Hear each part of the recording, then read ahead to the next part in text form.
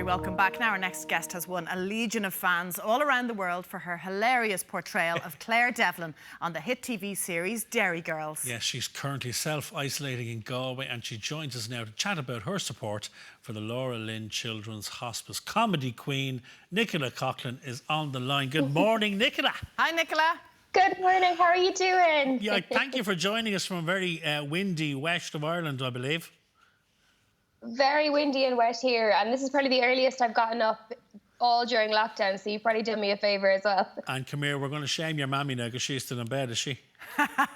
She is. You're not supposed to say that. Good, I'm delighted. I'm delighted. I hope you're recording it because you can play it back to her. You should be up. Anyway, listen, how are things? How is life in lockdown treating you? It's all right. I think you just got to be patient with it, don't you? Just take it day by day. And I think I try to find a list of jobs to do every day. I was doing some painting. I was doing the back porch yesterday, but the weather has other ideas today, I think. The weather's giving you another day off because you were supposed to be you were supposed to be on set. You should have been filming season 3 of the brilliant Derry Girls. That was due to kick off a couple of weeks ago, wasn't it?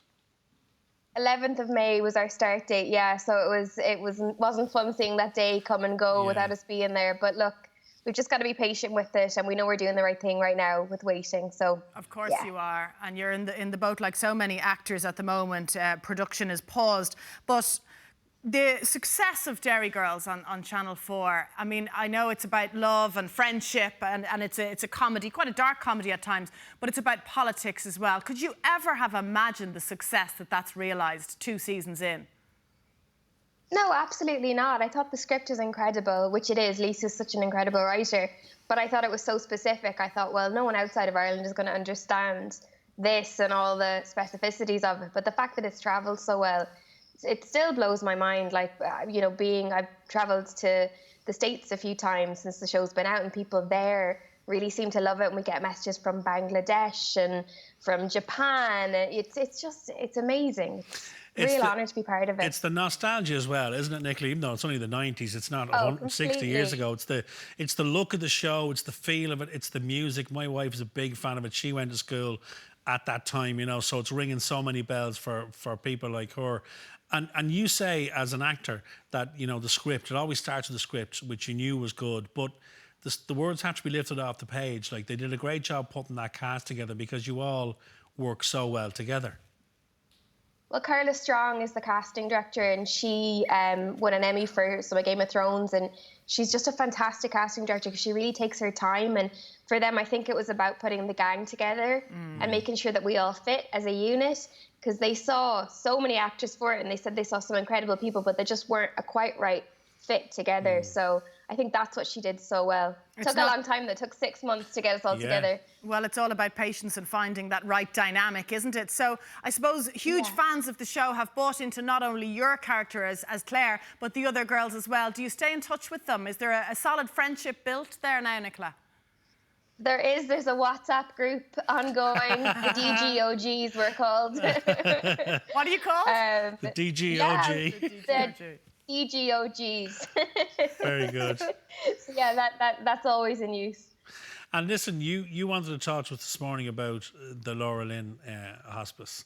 You visited the place last December, and as Anna said earlier on, it's a place that leaves a mark on you when you get there, and it's not necessarily such a sad mark because it is a very, very happy place considering what's happening inside the 4 walls.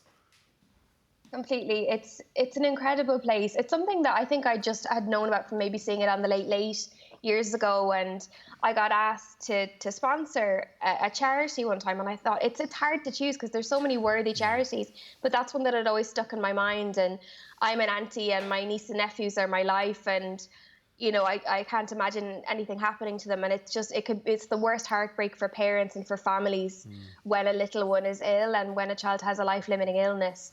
And going there and seeing the work that Lynn do, you're right, it's such a happy place. And the children are so well taken care of, and they get to have fun and just be kids. And it's also a little respite for the parents as well, who get to just be parents of and not worry and not be carers so much when they're there. It's also Children's Hospice Week this week. So they're running a campaign. The campaign is Moments That Matter, because it's about celebrating these short lives and how special they are. As well as that, from chatting to the parents, and I'm sure you've realised the same, Nicola, the other children in a family where one child is sick often don't get the level of attention that they deserve. So I suppose it's a time for parents to put that time back into the other children too, isn't it? And know that their sick child has been so well looked after. Oh, so well looked after. Like, the staff there are genuinely angels. And at the minute, I know all charities are suffering at the moment, but Laura Lynn are projecting a 2.5 million loss in donations this year. So it's really, really important to get the word out about them and the incredible work they do, because they receive no direct government funding for their hospice services. So they are really reliant on how generous and how incredibly generous Irish people have been throughout this whole thing. But yeah, they're really, really relying on people's support. And Nicola, outside of Jerry Girls, you're extremely busy as well, because we saw recently the news that you've been cast in a new Shondaland Netflix series. What an amazing name for a production company, by the way, Shondaland, which of course is Shonda Rhimes. Shondaland, yeah. Tell us about that show. What's your role in that? I mean, it's a completely mad situation. I got a call from my agent and she said, there's an audition for this Shondaland show, and Shonda is known for Grey's Anatomy, Scandal, How to Get Away with Murder, these huge, big American shows. And I thought, okay, I'll audition and probably never hear anything.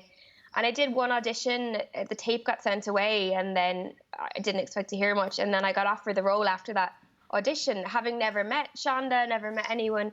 And I was like, this is absolutely crazy. The series is called Bridgerton. It's a show based around a series of novels about a family in Regency-era London. And the show is narrated by an up-and-comer called Julie Andrews. Wow, holy moly. This could be her big break. Yeah, you never know. It could be, Well, listen, it's exciting times for you. We're looking forward to you guys getting back on set, and we're looking forward to Series 3 of the show. And listen, tell your mammy she's to make breakfast in bed for you now for a week, because she slept it out. I will. Oh, my God, I'll be dead. You are dead. Tell her we were morto for her. Thanks for joining well, us. Look, she's normally the one up. Bye, Nicola. Trying to redeem herself now, aren't you? Thank you, Nicola. Stay safe. Now, remember, if you want to make a difference to the Laura Lynn Hospice, visit lauralynn.ie/donate, or text the word moments to 50300 to donate €4. And just to let you know that so far the total raised this week is, wait for it, €37,500. Incredible amount of money. And thank you for your generosity. And of course, there's still time for you to donate. We'll be bringing you the final total on Sunday's show.